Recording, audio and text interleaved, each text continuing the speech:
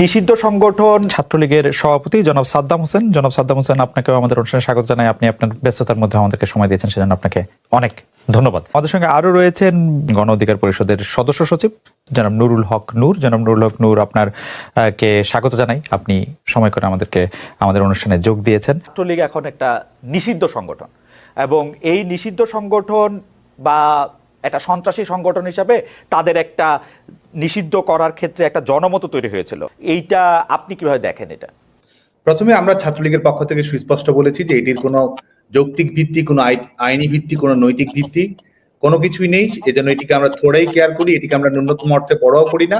এবং সত্যিকার অর্থে যারা পাকিস্তান সামরিক বাহিনী মুক্তিযুদ্ধ চলাকালীন সময় বাংলাদেশ আওয়ামী লীগ সহ আমাদের বাংলাদেশ ছাত্রলীগের উপর নিষেধাজ্ঞা দিয়েছিল, তো যারা সামরিক স্বৈরশাসক, যারা বাংলাদেশের জনগণের উপর যারা জবরদখল করে কুক্ষিগত ক্ষমতা চাপিয়ে দিয়েছে, তারা যখন আমাদেরকে নিষিদ্ধ করে, আমরা মনে করি এই নিষিদ্ধ বাংলাদেশ ছাত্রলীগের জন্য ব্যাজ অব অনার, এটি আমাদের জন্য সম্মানের।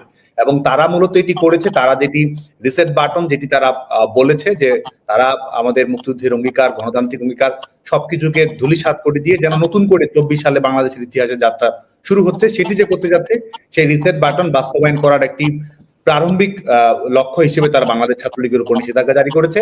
এবং আরেকটি বিষয় মনে করি, সেটা হচ্ছে তারা যে আমাদের তারা তো প্রথম কথা হচ্ছে তাদের তো জনগণের ম্যান্ডেট নেই, তারা অগণতান্ত্রিক, অবৈধ এবং অসাংবিধানিক।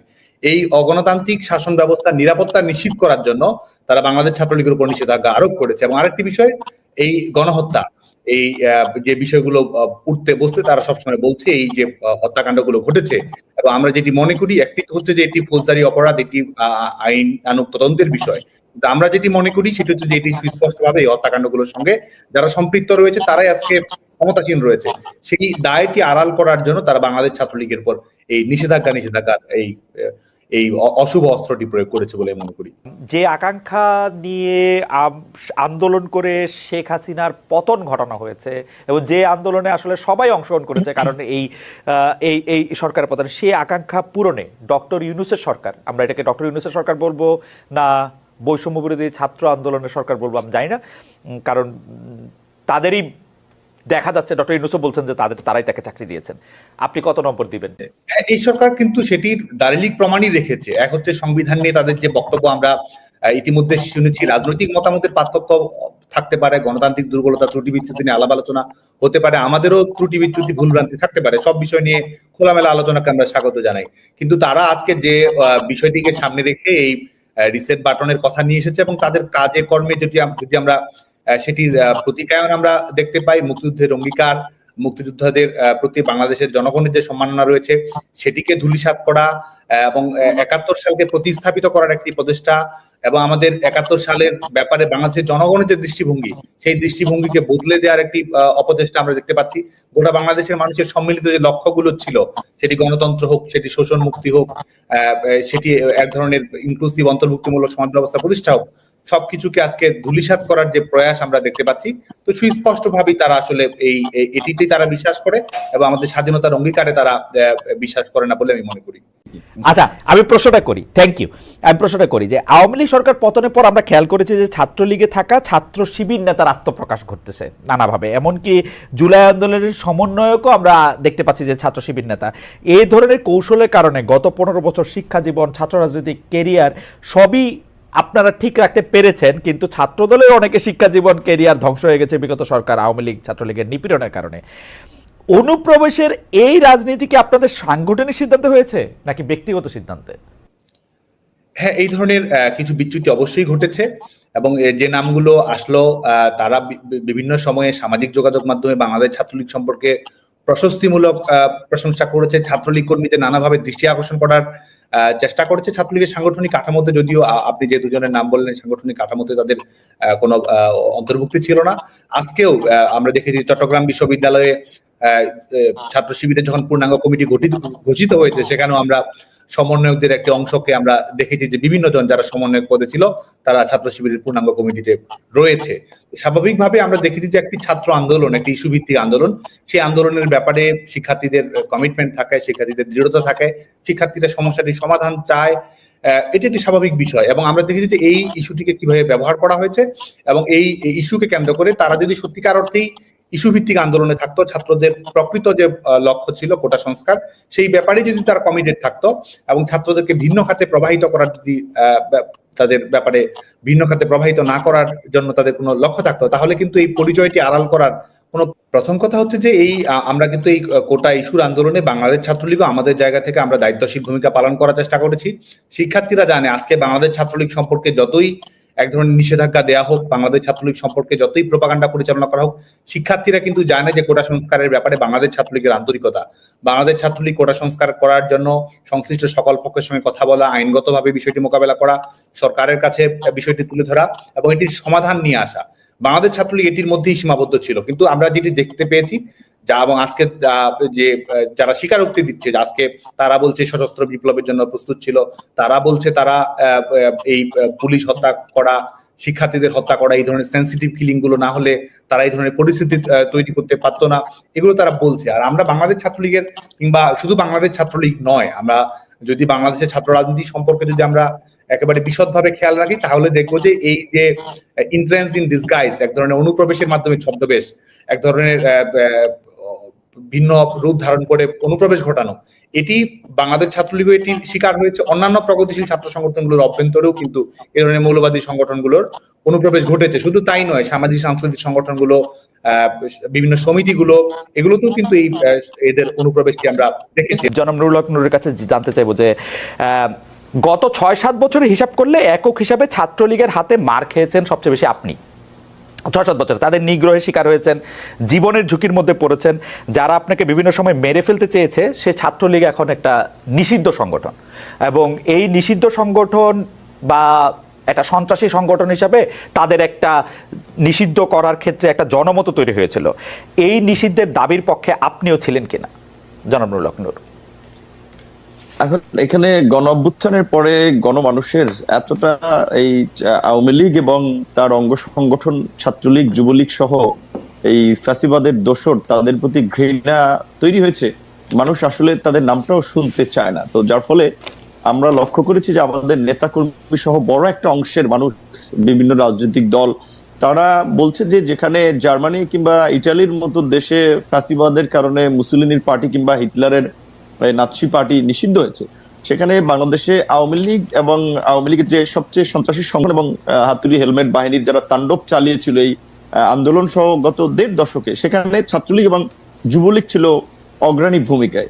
তাদেরকে নিষিদ্ধ করার একটা ব্যাপক জন দাবি তৈরি হয়েছে বা দাবি উঠেছে। সেইখানে আমরা যেহেতু রাজনীতি করি, একটা উদীয়মান রাজনৈতিক দলের প্রতিনিধিত্ব করি, কাজে আসলে ওই আপনি যেটা বলছেন, আমরা রাজনৈতিক দল হিসেবে অবশ্যই আমরা সকলের প্রতি সহনশীল, সংখ্যাগরিষ্ঠ মানুষের স্বার্থ চাহিদার পাশাপাশি সংখ্যালঘু মানুষেরও নিরাপত্তা, তাদের স্বার্থ দেখাও রাজনৈতিক দল হিসেবে এবং দেশের একজন সচেতন নাগরিক হিসেবে আমাদের দায়িত্ব এবং কর্তব্য। তো এই রাজনৈতিক দল সহ বিভিন্ন মানুষের যে দাবিটা উঠেছে যে আওয়ামী লীগ এবং ছাত্রলীগ, যুবলীগকে নিষিদ্ধ করা, আমরা যদি তার বাইরে আসলে অবস্থান নেই, সেক্ষেত্রে আমরা কিন্তু রাজনৈতিক দল হিসেবে জনমত হারাবো এবং বর্তমান সময়ের প্রাসঙ্গিকতা হারাবো। কাজে আমাদের কিন্তু এই জনগণের দাবির সাথে থাকতে হচ্ছে, এবং ছাত্রলীগকে তো ইতিমধ্যেই নিষিদ্ধ করেছে। তবে আমার ব্যক্তিগত মতামত হচ্ছে যে ওই শেখ হাসিনা বা আওয়ামী লীগ যে প্রক্রিয়ায় আপনার একটা প্রজ্ঞাপন জারি করে নিষিদ্ধ করেছে, আমি মনে করি সেই প্রক্রিয়ায় না গিয়ে বরঞ্চ তাদের বিরুদ্ধে বিভিন্ন ধরনের শুনানি, তাদের অপকর্ম, যে ছাত্রলীগকে কেন নিষিদ্ধ করা প্রয়োজন, গত 15 বছরে যে ছাত্রলীগের অপকর্ম, সেগুলো তুলে ধরলে ছাত্রলীগকে 100 বছর এমনি নিষিদ্ধ করা যায়। কিংবা আওয়ামী লীগের যে অপকর্ম, কিন্তু জনাব নূর, প্রক্রিয়ায় করাটা বোধহয় উত্তম সিদ্ধান্ত। কিন্তু জনাব নূর, প্রজ্ঞাপন করে যদি নিষেধই না করা হবে, তাহলে এই সরকার বা এই সরকারের লোকেরা এত সেন্সিটিভ কেন ওই অঞ্চল, ওই পক্ষের কোনো একটা কথা শুনতে? যেমন ধরেন, আমি আমার উদাহরণ দিই। গতকাল আমি ছাত্রলীগের, নিষিদ্ধ ঘোষিত ছাত্রলীগের সভাপতি সাদ্দাম হোসেনকে ডাকলাম। এই সরকারের লোকজনে মনে হইল ও আয়সা একটা তথ্য দিবে, ও আয়সা একটা কথা বলবে, তারা পুরো পৃথিবী ঘুরে যাবে। আমি বিরক্ত হয়েছি হচ্ছে যে আইনটাকে আমি আগে দেখি নাই, দেখছি, কিন্তু আইনটা দেখার পরেও আমি বুঝছি, যখন আপনি মানে একটা সাংবাদিক ভিকটিমের পক্ষে দাঁড়াবে, ভিকটিমের জায়গা থেকে যদি কেউ মনে করে তাকে একটা প্ল্যাটফর্ম দেওয়া হচ্ছে, সাংবাদিকের এথিক্যাল জায়গা হচ্ছে তাকে এটা না দেওয়া। হাউএভার তারা কিন্তু কারো কথাই শুনবে না, কারো কথাই জায়গা দিবে না, তাহলে তারা এটা কেমনে করবে? মানে আমি আপনার সাথে কিন্তু 100% একমত। ছাত্রলীগ 15 জুলাই থেকে এই 5 আগস্ট পর্যন্ত কিন্তু না, গত 15 বছরে যা করছে ওদের 100বার 100টা বিষয়ে 100 রকম শুনানি হওয়া উচিত, তাদেরকে জিজ্ঞেস করা উচিত তারা কখন কোথায় কিভাবে করছে। সাদ্দাম হোসেনকে জানতে চাওয়া উচিত যে 5 আগস্ট সে কোথায় ছিল, কেমনে পালাইলো, এটা জানতে চাওয়া উচিত সাদ্দাম হোসেনের কাছে। সেইটা আমি ট্রাই করছিলাম, কিন্তু ওনারা এটা পছন্দ করলো না। আপনারা এটা পছন্দ করলেন, এটা কেন, কারণটা কি? না না, আমি ব্যক্তিগতভাবে এতটা অসহিষ্ণু না। মানুষকে কথা বলতে দিতে হবে। আমাকে যারা পছন্দ করে না তারাও তো আমাকে অনেক সমালোচনা করে, অনেক কথা বলে, সেটা শোনার প্রয়োজন। এবং আমি আপনার প্রোগ্রামটা মনে করি হওয়া দরকার ছিল এই কারণে। এটা হচ্ছে আর একটা প্রবলেম হচ্ছে কি, এখন সোশ্যাল মিডিয়া এত জনমত হচ্ছে, লাইক হচ্ছে, দ্রুত শিফট হচ্ছে, এবং মানুষ ছোটখাটো ইস্যু এবং এতটা বিভ্রান্তি বা জনমত গঠন করার একটা সহজ পদ্ধতি তৈরি হয়ে গেছে মব জাস্টিসের মতো, যার ফলে অনেকে ওই যে বলছেন এখন আপনার মতো সাংবাদিক আপনার হিসাব করতে হয় যে আমি অমুককে ডাকলে পাবলিক আমাকে গালি দিবে কিনা, কি বলবে কিনা। না, আমি কেয়ার করি না পাবলিকের গালি, আমি কেয়ার করি না নূর, পাবলিকের গালি আপনি কেয়ার করেন, আপনি খেয়াল করেন নূর পাবলিকের গালি আমি কেয়ার করি না, আপনি খেয়াল করে দেখেন 50টা জায়গা থেকে 50টা মামলা হবে এই আওয়ামী লীগের বানানো একটা ল দেয়া 50টা জায়গা থেকে। তো এই হ্যারাসমেন্টটা বাংলাদেশে আমার অপারেশন আছে, আমি আমেরিকায় রেজিস্টার্ড হতে পারি, বাংলাদেশে আমার অপারেশন আছে, সেখানে আমার রেজিস্টার্ড হতে হবে, তো সেগুলো আমি কেন এই হ্যারাসমেন্টটা নিব? না, এটা এখন সেরকম এখন হয়তো কিনা এটা তো আমরা জানি না, আপনিও জানেন না, কারণ এখন তো ওই আগের পলিটিক্যাল গভর্নমেন্টের মতো একেবারেই কোনো পলিটিক্যাল গভর্নমেন্ট না। দ্বিতীয়ত আমরা এই আপনি মামলার কথাটা যেহেতু তুলেছেন, যখন আপনার কিছু সাংবাদিক আসলে যারা সরাসরি ইনভলভ না এই গণহত্যায় কিংবা ঘটনায় সুনির্দিষ্টভাবে, তাদের বিষয়ে আমরা কথা বলেছিলাম। যে ব্যবসায়ীকে মামলায় অন্তর্ভুক্ত করেছে, আমরা এরকমও শুনেছি যে সেই ব্যবসায়ীর কাছে মামলার এজাহার নিয়ে গেছে যে আপনাকে মামলার আসামি করা হবে, না হলে টাকা দিতে হবে আমাদেরকে 2 কোটি 5 কোটি। তো এখন এই মামলা নিয়ে কিছু লোক ব্যবসা করেছে, এবং এমনও শুনেছি যে যারা আপনার হত্যাকাণ্ডের শিকার হয়েছে সেই পরিবারকে কিছু সহযোগিতা দিয়ে আপনার সাদা কাগজে তারা স্বাক্ষর নিয়ে এসেছে এবং এজাহারটা মনমতো সাজিয়েছে।